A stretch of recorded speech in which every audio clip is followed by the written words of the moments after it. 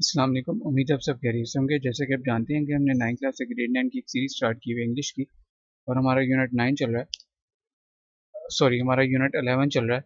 इसका टाइटल है noise in the environment, माहौल में शोर। हमारा पैराग्राफ नंबर 2 है, लेकिन मैं आपको बता दूं कि हमने आपसे रिक्वेस्ट करूंगा कि आपको टाइम स्टैम्प्स हमने ऐड कर दिए हैं वीडियो के डिस्क्रिप्शन में, वीडियो के कमेंट सेक्शन में, वीडियो के बॉटम में शो हो रहे होंगे। तो मेरी रिक्वेस्ट है, आप वहाँ पे डायरेक्टली जंप भी कर सकते हैं।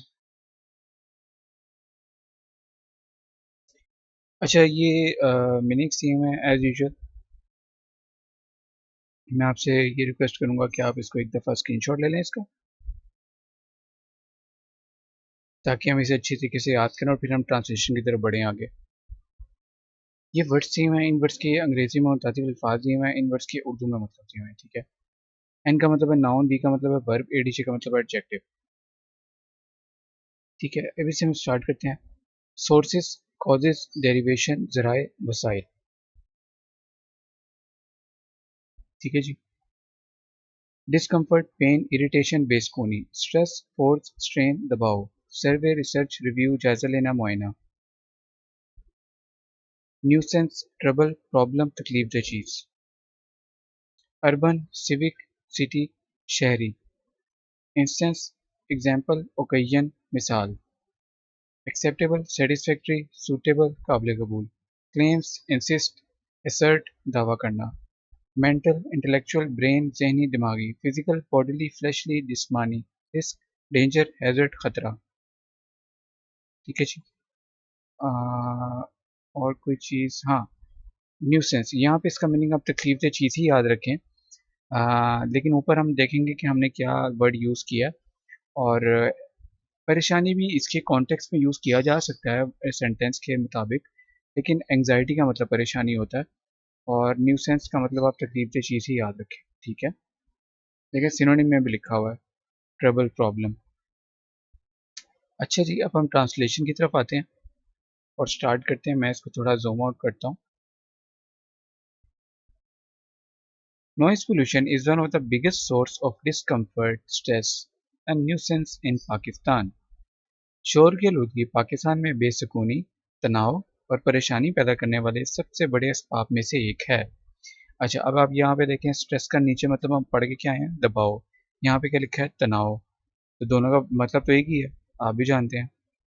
और न्यूसेंस, तकलीफ दह चीज़ पढ़ा था, और यहाँ पे क्या लिखा है हमने, परेशानी। तो कॉन्टेक्स्ट के हिसाब से जो हमें यहाँ पे सही लग रहा है वो हमने लिख दिया। ठीक है, जो अच्छा लग रहा है, जो खूबसूरत लग रहा है, जो फिट बैठ रहा है। ठीक है, कॉन्टेक्स्ट के हिसाब से। In urban areas and big cities, शहरी इलाकों और बड़े शहरों में noise pollution has reach to a dangerous level. शोर की आलूदगी एक खतरनाक सतह तक पहुंच चुकी है। फॉर इंस्टेंस, मिसाल के तौर पर, a survey by the Punjab environmental protection agency claims, Punjab के माहौलियाती तहफ़्फ़ुज़ के अदारे ने एक सर्वे में दावा किया है। क्लेम्स का मतलब दावा किया, क्लेम का मतलब दावा किया है कि, डेट का मतलब कि, that the level of noise in Lahore, that the level of noise that the level of noise in Lahore has reached 91 decibels, whereas a maximum 75 decibels is acceptable। कि लाहौर में शोर की सतह 91 डेसिबल तक पहुंच गई है, जबकि ज़्यादा से ज़्यादा 75 डेसिबल काबिल कबूल है। ठीक है। अच्छा, this means that the mental and physical health of so many people is already at risk। इसका मतलब है कि बहुत से लोगों की जहनी और जिस्मानी सेहत पहले ही खतरे में है। ठीक है। तो शोर की आलूदगी क्या है यहाँ पे, तो माहौल की आलूदगी भी लाहौर पता नहीं, मेरा ख्याल है दूसरे तीसरे नंबर पे आता है पोल्यूशन में। ठीक है। और ये इंडिया पाकिस्तान की आते हैं शहर टॉप पे वर्ल्ड में। ठीक है। और बहरहाल, अल्लाह पाक बेहतरी फरमाए। और मैं आपको बता दूं कि आपने कल का होमवर्क किया था। कल का होमवर्क किया था तो भी बताएं, अगर नहीं किया तो भी बताएं काइंडली। और आज का होमवर्क ये कि आपने मीनिंग याद करना है, उसके बाद उसके सिनोनिम्स याद करने हैं, फिर आपने ज़बानी ट्रांसलेशन करनी है, फिर एक दफ़ा उसकी आपने ट्रांसलेशन लिखनी है, ठीक है। और ज़बानी आपने ट्रांसलेशन लिखनी है, और फिर आपने उसके बाद उसको चेक करना, उसकी मिस्टेक्स निकालनी है, फिर एक दफ़ा और आपने ट्रांसलेशन लिखनी है, फिर इंशाल्लाह आपको भूलेगा नहीं। ठीक है जी।